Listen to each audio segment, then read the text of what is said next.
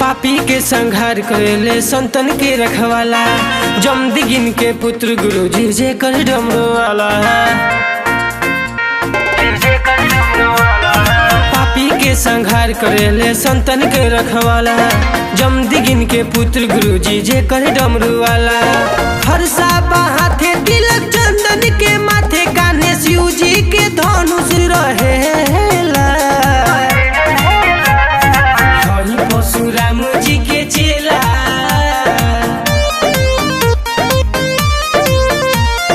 होई परशुराम जी के चेला, कि जेकरा से दुनिया डरेला। होई परशुराम जी के चेला, कि जेकरा से दुनिया डरेला।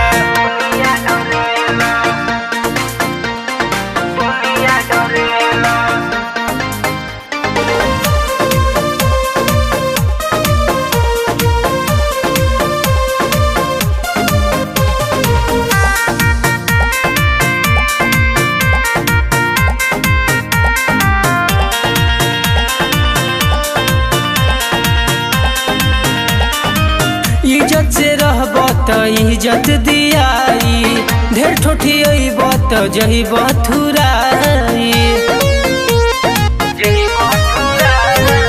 इज्जत से रहब त इज्जत दियाई, ढेर ठोठी अइब त जइब थुराई। त कबो पंगा नहीं लिहए बबुआ पंडित जात से, ऐसन मत बोली हो कि बुरा लागे कोनो बात के। जिहिला शान से मोरी भी शान से, सभे बतिया कहेला। होई परशुराम जी के चेला,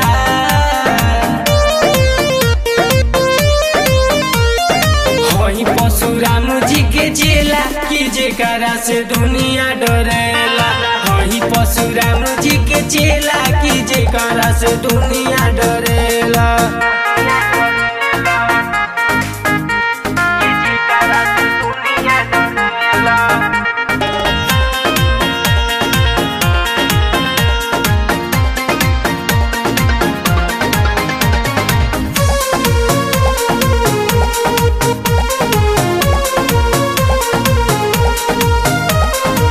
ज्ञानी में रावण चंडा क्या में नीति, के बाजे हमारा से लड़ी के जीती। ज्ञानी में रावण चंडा क्या में नीति, के बाजे हमारा से लड़ी के जीती। कि बा इतिहास में जे जे पंडित से अझुराइल बा, ओकरा कुल में दिया कोबो नहीं बराइल बा।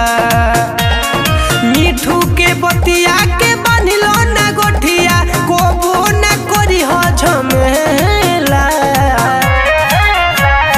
होई परशुराम जी के चेला,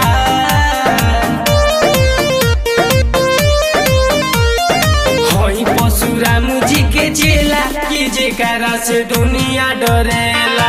होई परशुराम जी के चेला, कि जेकरा से दुनिया डरेला।